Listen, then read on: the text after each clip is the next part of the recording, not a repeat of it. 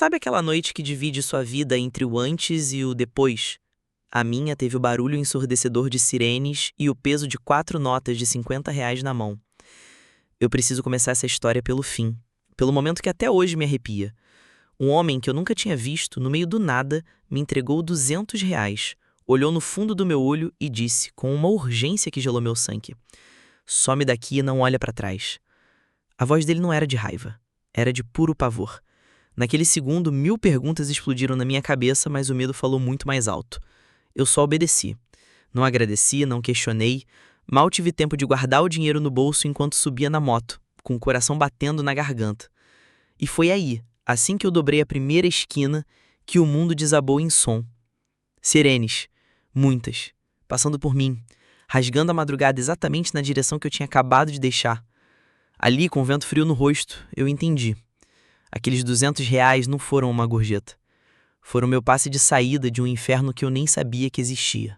Mas antes do medo, antes do dinheiro e das sirenes, aquela era só mais uma quinta-feira. Uma quinta com cara de sexta, quente, úmida, com a cidade inteira pulsando. Meu escritório, como eu gosto de chamar, é a rua, e naquela noite o escritório estava movimentado. O cheiro de queijo e orégano grudado na mochila térmica, o ronco familiar da minha moto, a playlist de rock antigo tocando no fone de ouvido. Esse era o meu ritual. A primeira entrega foi num prédio de família no Flamengo. O porteiro já me conhecia. Subi e um pai de pijama atendeu, com 2 crianças espiando por trás das pernas dele, os olhos brilhando de alegria pela pizza de calabresa. Me deu um trocado, agradeceu e fechou a porta. Normal. A segunda foi em Botafogo, numa república de estudantes de medicina. Deu pra ouvir a música do corredor. A menina que atendeu estava com olheiras. Riu e disse que a pizza era o combustível para virar a noite estudando. Me deram um copo d'água e desejaram cuidado na pista. Normal. Fiz mais umas 5 ou 6 corridas. Laranjeiras, catete, o de sempre. Entreguei para um casal que estava maratonando uma série, para um cara sozinho que parecia triste, para uma senhora que me fez conferir o troco 3 vezes. A cada entrega, a noite ia avançando e a cidade ia mudando de pele. O trânsito pesado dava lugar a ruas mais vazias, os sons da cidade diminuíam e o meu mundo ficava mais silencioso. É nessa hora, depois da 1 da manhã, que você realmente sente o pulso da madrugada. É quando a cidade não é mais das famílias ou dos trabalhadores, mas dos porteiros, dos seguranças, dos taxistas, dos boêmios e de nós, os motoboys. Existe uma espécie de camaradagem silenciosa entre nós, um aceno de cabeça num sinal fechado, um reconhecimento. Eu já estava cansado, pensando na última corrida. O corpo doía um pouco, a mente já projetava o banho quente e a cama. O dinheiro no bolso era o suficiente para pagar as contas da semana e talvez sobrasse um troco para sair no sábado. Era uma noite boa, uma noite padrão. Eu me senti invisível, uma peça anônima na engrenagem da metrópole, levando comida de um ponto ao outro. Mal sabia eu que em poucos minutos eu deixaria de ser invisível para a pessoa mais importante na noite de alguém. E essa importância quase me custou tudo. Foi nesse momento de calmaria, de rotina estabelecida, que o rádio tocou com o último chamado. O chamado que quebraria a normalidade em 1000 pedaços. Eu já tinha até tirado a touca, sentindo suar frio na testa. O seu antenor, dono da pizzaria, um português gente boa, mas sempre de olho no relógio, estava fechando o caixa. A gente só esperava dar o horário para baixar as portas. Foi quando o telefone fixo tocou. O som parecia um alarme de incêndio, no silêncio que já se instalava. A gente se olhou. Ninguém atende o telefone da pizzaria 5 minutos antes da meia-noite esperando coisa boa. Geralmente é engano ou alguém querendo pedir o impossível. Seu antenor atendeu, com aquela voz cansada de "Pizzaria do Portuga, pois não?" E aí a testa dele começou a enrugar. Ele só ouvia, balançando a cabeça. Sim, sim. 4 pizzas grandes, 2 de mussarela, 2 de calabresa. 8 refrigerantes. Ele me olhou com a mão tapando o bocal do telefone e sussurrou. Ainda tem massa para 4? Eu fiz que sim com a cabeça, já sentindo um desânimo. A última coisa que eu queria era voltar para o calor do forno. Mas a parte estranha veio depois. Ele continuou. Onde é a entrega? Houve uma pausa. Um galpão? Na rua Sacadura Cabal? Perto dos armazéns? O tom dele mudou de cansaço para desconfiança. Ele me olhou de novo, com os olhos arregalados dessa vez. Meu amigo, já estamos fechando e essa área é complicada. Mais uma pausa. Ah, entendo. Pagamento em dinheiro, sem necessidade de troco. Gorjeta boa? A palavra gorjeta ficou pairando no ar. Era isca. Ele desligou o telefone e ficou me encarando. E aí, garoto, trote, né? Eu dei de ombros. Chefe, quem em sã consciência pede 4 pizzas num galpão na zona portuária a essa hora? Não tem prédio residencial ali, é só escuridão e container. De dia já é esquisito, imagina agora. A gente ficou em silêncio por um instante, pesando a situação. A prudência mandava recusar, agradecer e ir para casa. Mas a realidade falava mais alto. 4 pizzas era uma venda boa, e a promessa de uma gorjeta generosa era tentadora demais. O cara no telefone não parecia estar brincando, não, seu antenor disse, mais para se convencer do que para me convencer. A voz era séria, meio apressada. Vamos fazer o seguinte, a gente prepara. Se você chegar lá e for furada, volta, o prejuízo é meu. Se der bom, a gorjeta é sua. Aceitei. Enquanto o pizzaiolo reabria a massa com má vontade, eu senti um calafrio. Não era só pelo cansaço, era um pressentimento, uma voz baixa no fundo da mente dizendo que aquela não era uma entrega comum. Era o tipo de corrida que veterano conta história depois. Coloquei as 4 caixas quentes na mochila. O peso era maior que o normal. E eu não estava falando da pizza. Ligar a moto e sair da rua iluminada da pizzaria foi como atravessar uma fronteira. As primeiras quadras ainda eram familiares, com as luzes dos prédios e um ou outro carro passando. Mas a cada curva que eu fazia em direção ao porto, era como se eu estivesse afundando em outro mundo, um que a cidade esconde depois da meia-noite. As ruas largas do centro, sempre movimentadas de dia, viraram cânions de asfalto e silêncio. Os prédios comerciais, imponentes sob o sol, se tornaram gigantes de concreto e vidro escuro, me observando passar. O barulho do meu motor parecia recuar de um jeito diferente ali, alto demais, solitário demais. Era o único som, além do zumbido de uma ou outra lâmpada de poste falhando. E então o cheiro mudou. O ar ficou mais pesado, úmido. Começou a vir aquele cheiro inconfundível de maresia, misturado com ferrugem e óleo. Era o bafo do porto. Eu estava chegando. A paisagem se tornou quase alienígena. Guindastes enormes se projetavam contra o céu sem estrelas, parecendo esqueletos de dinossauros metálicos, imóveis e silenciosos. As ruas viraram corredores estreitos, ladeados por muros altíssimos, coroados com arame farpado e pilhas de contêineres que pareciam peças de lego de um gigante. As cores sumiram. Tudo era uma variação de cinza, preto e o laranja doentio das poucas luzes de sódio que funcionavam. Eu diminuí a velocidade. Meu instinto gritava. Cada beco escuro, cada sombra que a minha própria modo criava, parecia esconder alguma coisa. Eu olhava para os retrovisores de 5 em 5 segundos, esperando ver um farol, uma pessoa, qualquer coisa. Mas não havia nada. Era um deserto industrial. A sensação de estar sendo observado era física, um arrepio na nuca. Eu pensava, quem estaria aqui? Trabalhadores do turno da noite? Seguranças? Ou algo que não quer ser visto?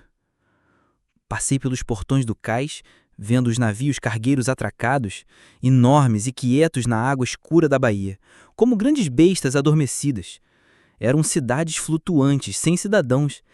A grandiosidade de tudo aquilo, os navios, os guindastes, os armazéns, me fez sentir minúsculo, insignificante e terrivelmente exposto.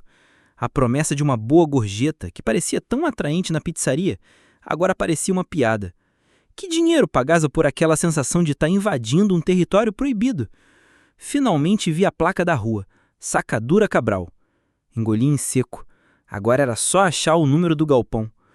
O coração martelava junto com o motor da moto. A rua era um corredor de gigantes adormecidos. Meu farol era a única coisa que cortava a escuridão, buscando os números pintados e desbotados acima das portas de metal. 140, 150, e então eu vi. 162. Tinha que ser ele. Era o mais acabado de todos, A pintura estava descascada, revelando o concreto e os tijolos por baixo, como feridas abertas. A porta principal era uma imensa folha de aço corrugado, com pontos de ferrugem que pareciam manchas de sangue seco sob a luz da minha moto. Não havia uma única luz acesa, nenhuma fresta de claridade nas janelas altas e sujas. Parecia abandonado há décadas. Desliguei o motor. O silêncio que caiu em seguida foi absoluto, pesado, quase doloroso. Naquele instante, a certeza de que era um trote me atingiu com força total. Não tem ninguém aí, pensei. Algum idiota me fez vir até o fim do mundo para nada. Senti uma raiva misturada com um alívio esquisito. Mas antes de dar meia volta, algo me fez parar. A ordem no telefone tinha sido específica demais. Descer da moto foi um dos atos mais difíceis da noite. Com os pés no chão, eu me senti pesado, vulnerável. A mochila com as pizzas parecia um alvo nas minhas costas. Olhei em volta para a escuridão impenetrável dos outros galpões e me senti o único ser vivo num raio de quilômetros. Respirei fundo, o ar salgado e frio enchendo meus pulmões, e caminhei até aquela porta de metal. Cada passo ecoava no silêncio. E eu não sabia se devia bater, gritar ou simplesmente ir embora. Hesitei por um segundo. Não havia campainha, nenhum puxador, nada. Só a parede de metal fria. Respirei fundo e bati com os nós dos dedos. O som ecoou como se eu estivesse batendo num túmulo. Esperei. O silêncio que veio depois foi ainda mais pesado. 1, 2, 10 segundos. Nada. É isso, trote, concluí, já me virando para ir embora, sentindo a raiva da viagem perdida borbulhar no peito. Foi quando eu ouvi um barulho baixo, mas claro, o som de um ferrolho pesado sendo arrastado por dentro. Congelei no lugar. A porta gigantesca não se abriu. Ela deslizou para o lado, rangendo, e apenas por uma fresta mínima, suficiente para que uma pessoa espiasse, mas não para que algo entrasse ou saísse com facilidade. Primeiro veio a escuridão, depois um rosto apareceu naquela nesga de espaço, e meu cérebro simplesmente parou de funcionar por um instante, tentando processar a imagem. Não era um vigia, um operário, um marginal. Era um homem que parecia ter saído de uma reunião na Faria Lima e caído ali por engano. Ele usava um terno escuro, de corte impecável, que mesmo na penumbra eu podia ver que era caro. A camisa social por baixo, de um branco que doía os olhos na escuridão, estava com o colarinho amassado e o primeiro botão aberto. No seu pulso, um relógio de metal polido brilhava, captando a pouca luz do meu farol. Aquele relógio, sozinho, provavelmente valia mais do que 6 meses do meu aluguel. Mas o luxo das roupas era uma máscara bizarra para o estado dele. O cabelo, apesar de bem cortado, estava bagunçado, grudado na testa por uma camada de suor que descia pela têmpora.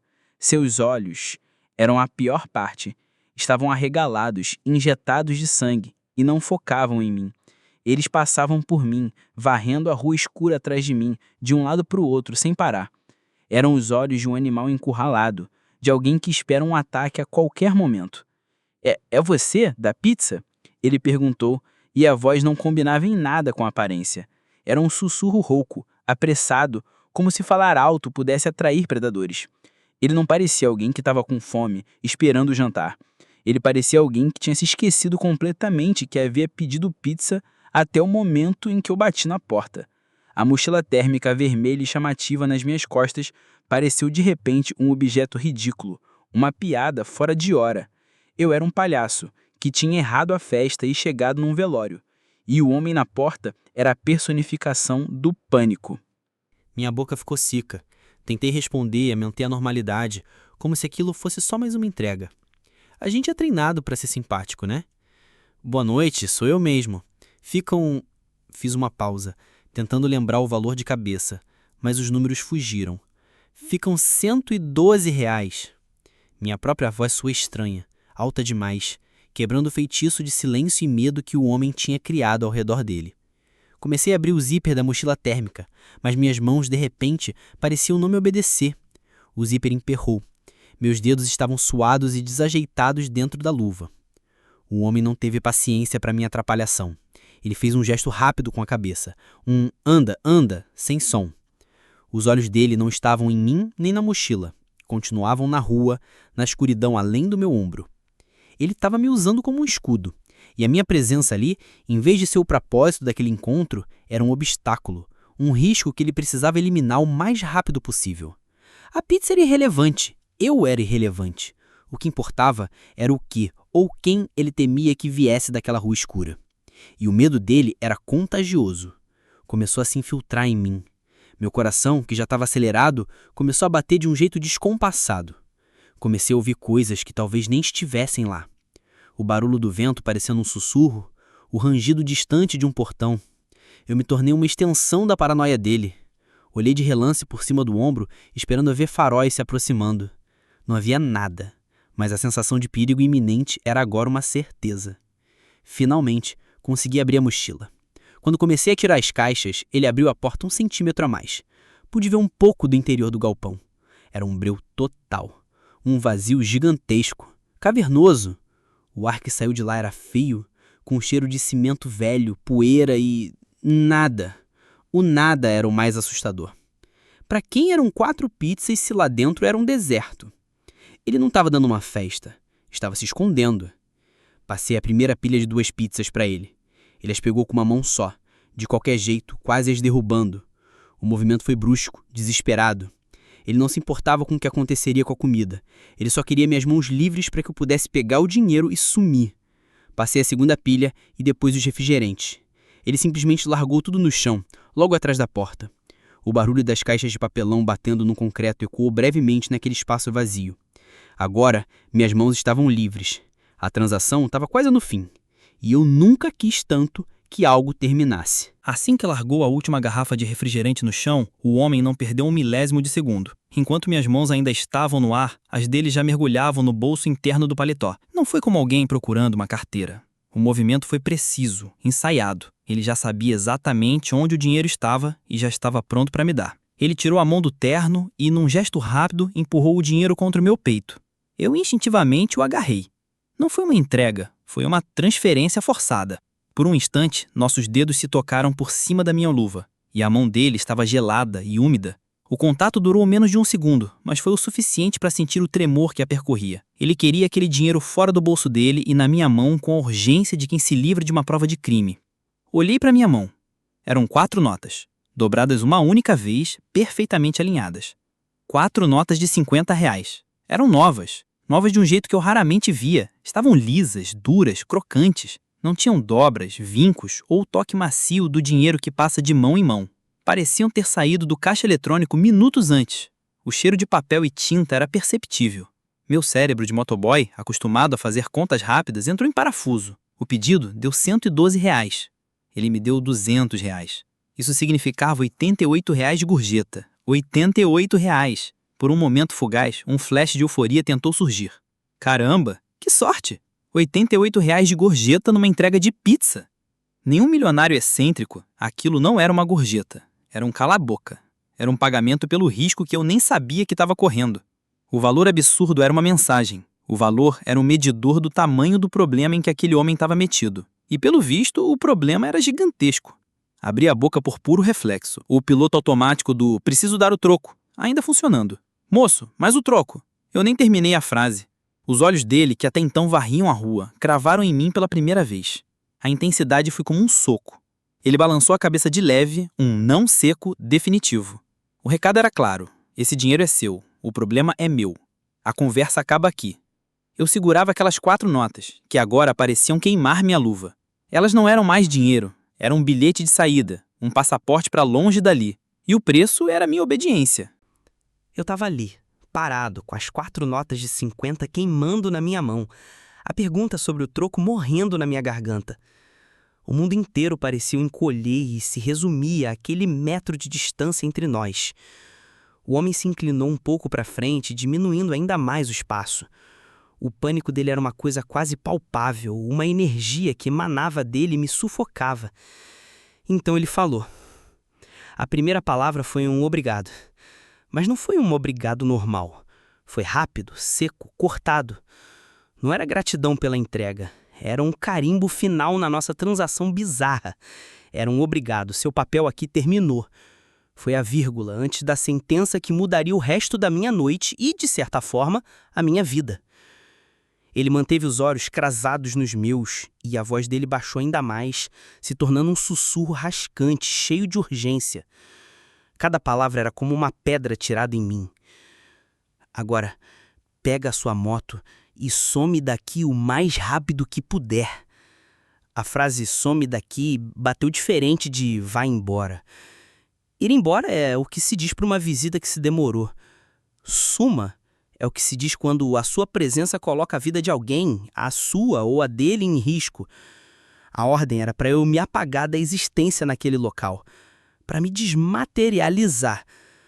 O pavor na voz dele era tão genuíno que transformou meu medo em instinto puro de sobrevivência. Minhas pernas sentiram um impulso de correr antes mesmo do meu cérebro processar a ordem por completo. E então veio o golpe final. A frase que selou tudo. Não olha para trás. Isso foi o mais assustador. Não era mais sobre fugir de um perigo. Era sobre não se tornar uma testemunha. Era uma ordem para eu manter minha ignorância, porque o conhecimento do que estava por vir seria um fardo pesado demais ou perigoso demais para eu carregar. Era a mesma ordem que se dá em contos de fadas e mitos, quando o mortal se aproxima demais do domínio dos deuses ou dos monstros. Olhar para trás significaria ver algo que um entregador de pizza jamais deveria ver. Não houve tempo para responder. Assim que a última palavra saiu da boca dele, ele começou a deslizar a porta. A fresta de escuridão foi se fechando e a última coisa que vi foi aquele par de olhos apavorados antes da porta bater com um baque surdo e metálico. O som foi definitivo. Trum! Ele estava trancado lá dentro com o seu destino e eu estava do lado de fora, no silêncio absoluto, com uma ordem direta queimando no meu cérebro. Não era um conselho. Era o comando de um homem que, por algum motivo, decidiu me dar uma chance de escapar. O baque da porta se fechando ecoou na rua vazia e pareceu me atingir fisicamente, como uma onda de choque. E então, o silêncio. Um silêncio absoluto, 1000 vezes mais pesado e ameaçador do que antes.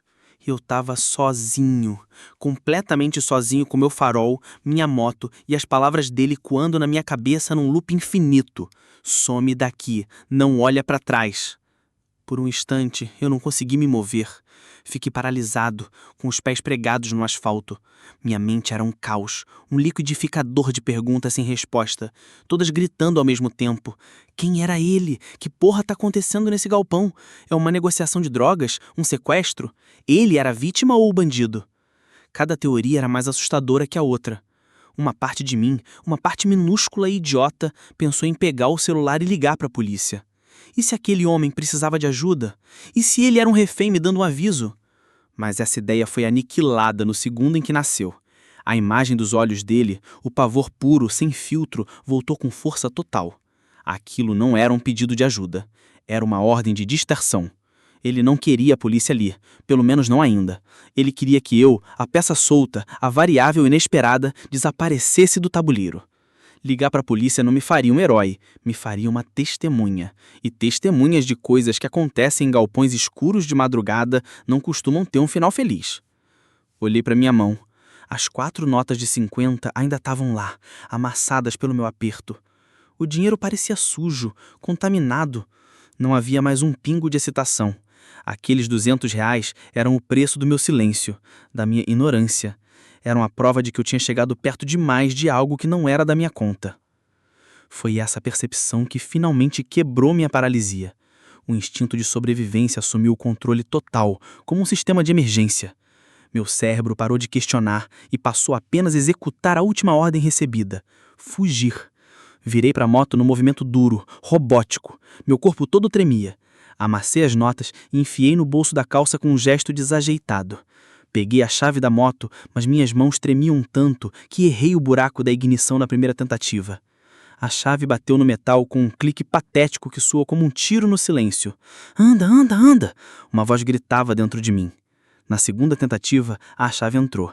Passei a perna por cima do banco, um movimento que faço 100 vezes por noite, mas que pareceu lento e desengonçado, como se eu estivesse me movendo debaixo d'água.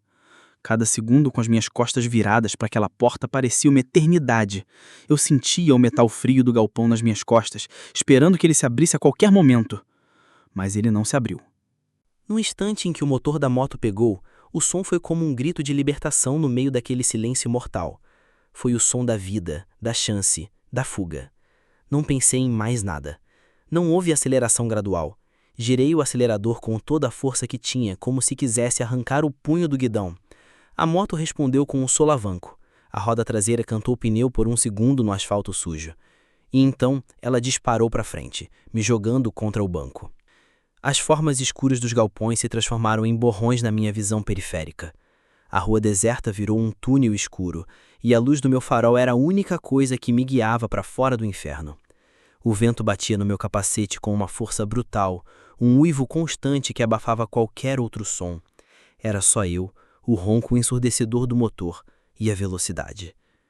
Cada fibra do meu ser, cada instinto de curiosidade e medo, gritava para que eu olhasse nos espelhos retrovisores. A vontade era quase insuportável, uma coceira no cérebro. Tem alguém atrás de você? Abriu a porta, acenderam as luzes. Meus olhos se desviavam instintivamente na direção dos pequenos espelhos, mas a voz do homem ecoava na minha mente mais alta que o barulho do motor.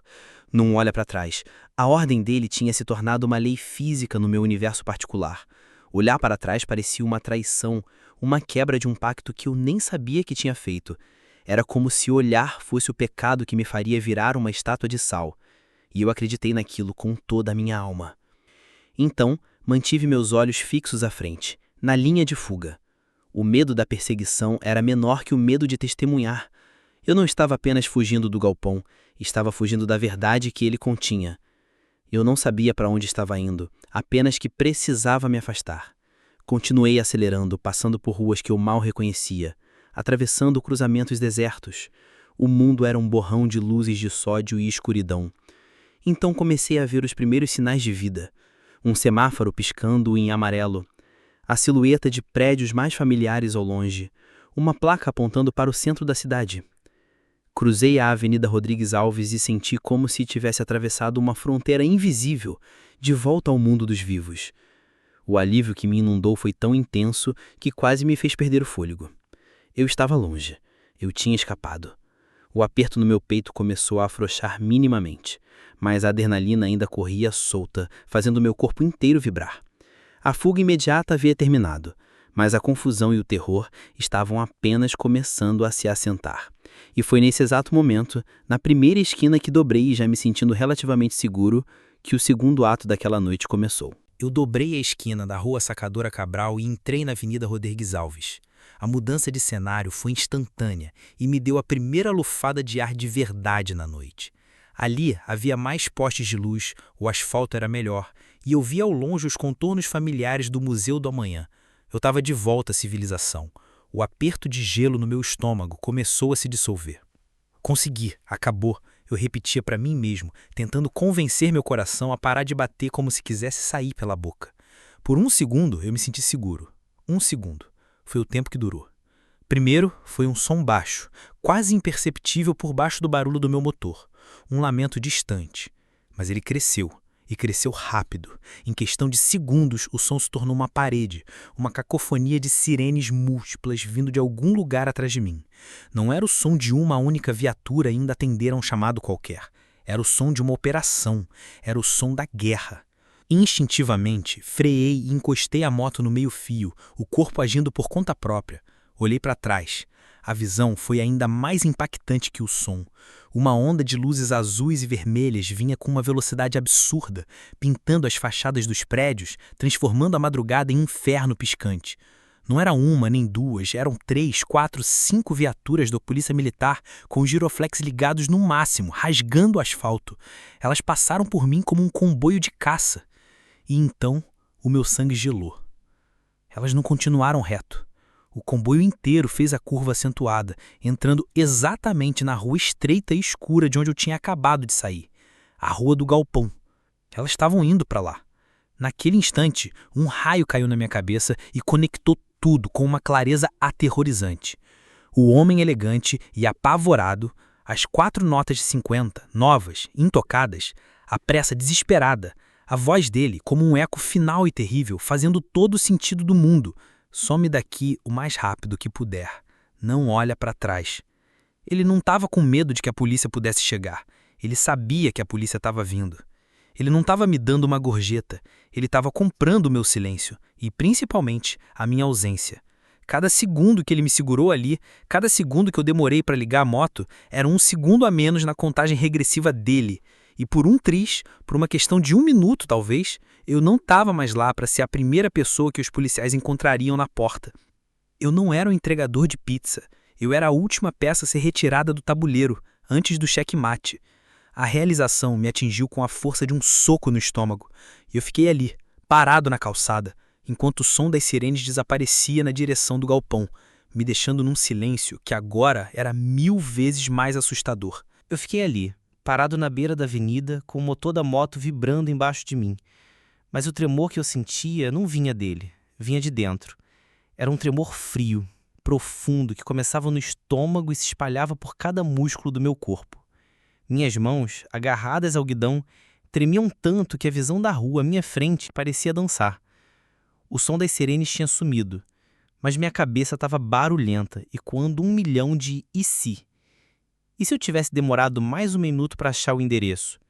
Eu teria dado de cara com o comboio da polícia. E se eu tivesse tentado ser simpático e puxar conversa com o homem? E se o zíper da minha mochila não tivesse emperrado e eu tivesse saído de lá 30 segundos antes? Eu não teria ouvido as sirenes e essa noite seria para sempre um mistério bizarro e não a quase tragédia que eu agora sabia que era. A imagem que se formou na minha mente foi nítida e apavorante. As viaturas cantando pneu na frente do galpão, policiais com fuzis em punho gritando ordens. E eu no meio de tudo, iluminado pelos giroflex e pelos canos das armas, tentando explicar que só estava ali para entregar 4 pizzas de calabresa. Ninguém acreditaria. Eu seria o cúmplice, o vigia, o laranja.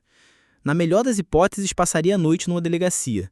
Na pior das hipóteses, a gente sabe que nem sempre se pergunta antes de atirar. A realização de que minha vida esteve por um fio e que eu fui salvo não por habilidade, mas por sorte cega e pela ordem de um estranho, me deixou enjoado. Desliguei a moto. O silêncio que se seguiu só amplificou o som da minha respiração ofegante e do meu coração martelando contra as minhas costelas. Com a mão ainda trêmula, enfiei-a no bolso e puxei as 4 notas. Alisei o papel amassado na minha perna. Sob a luz alaranjada do poste, o rosto da onça pintada nas notas de 50 parecia me encarar, como se soubesse de tudo. Aquilo não era mais dinheiro. Era um objeto, um artefato. Era o meu passe de saída, o meu saia-livre da prisão. O homem do galpão não me pagou pela pizza.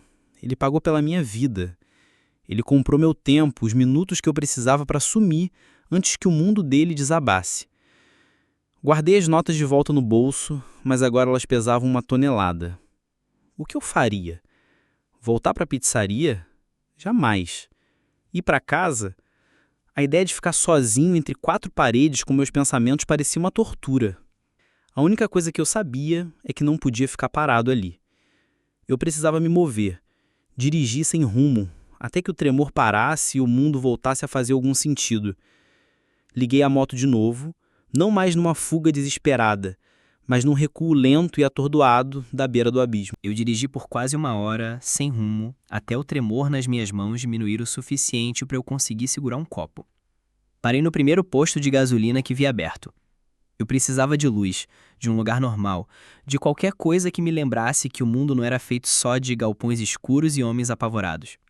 Sentei aqui fora e desde então minha mente está trabalhando sem parar, tentando montar o quebra-cabeça mais bizarro da minha vida. Pego o celular e começo a pesquisar. Operação Polícia Zona Portuária Rio. Tiroteio Docas Madrugada. Prisão Sacadora Cabral. Aparecem algumas notícias antigas, nada de hoje. Talvez seja cedo demais. Ou talvez tenha sido uma operação sigilosa, algo que nunca vai sair no jornal.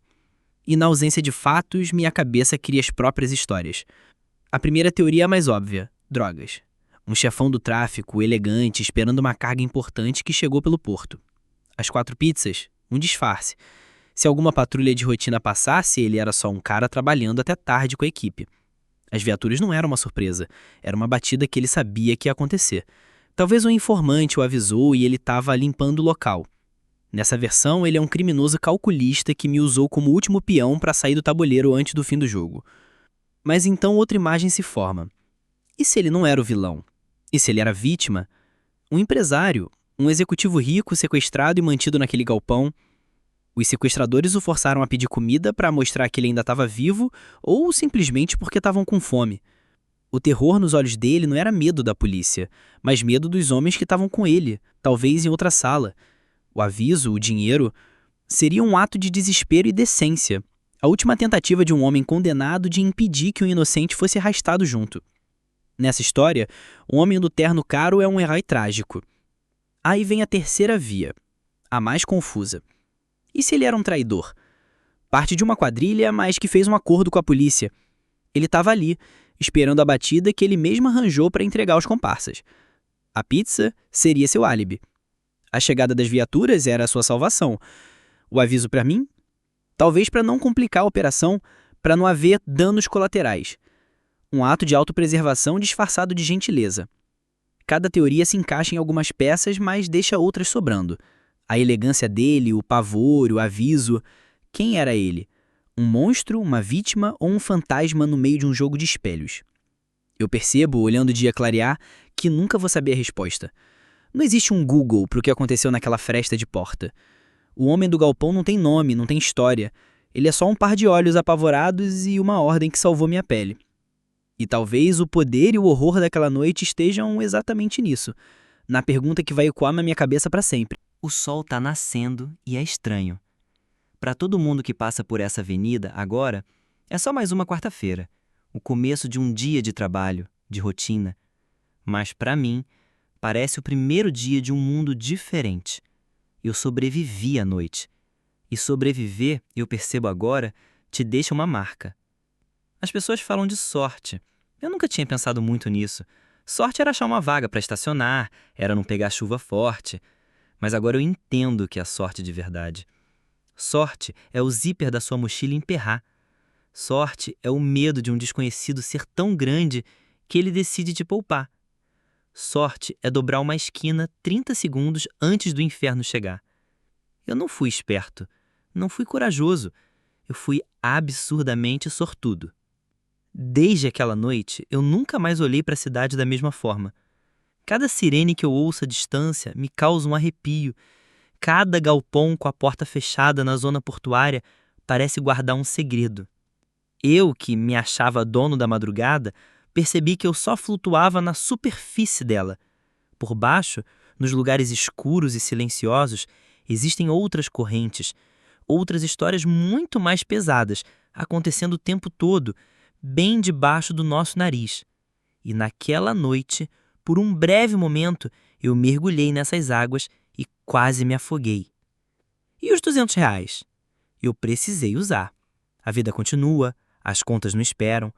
Gastei 150 pagando o aluguel e a luz. Mas uma das notas, uma daquelas notas de 50, novas e lisas, eu guardei. Ela está na minha carteira até hoje, dobrada num cantinho que eu nunca mexo. Não é um troféu, longe disso. É um lembrete. Um lembrete do quão rápido a vida pode virar, do quão fina é a linha que separa uma entrega de pizza de uma cena de crime. Às vezes, quando eu estou parado no sinal, olho para os carros caros ao meu lado, vejo homens elegantes de terno, falando no celular, com a mesma aparência daquele homem, e eu sempre me pergunto, será que é ele? O que aconteceu depois que a porta fechou? Sobreviveu? Foi preso? Ou simplesmente sumiu? Eu nunca vou saber. E essa é a verdadeira marca daquela noite. Não é um medo que com o tempo diminui, é o mistério. É saber que eu fui um figurante na última cena da história de alguém e que eu vou carregar essa pergunta para sempre. A gente acha que conhece o mundo em que vive, mas a verdade é que não conhecemos nada.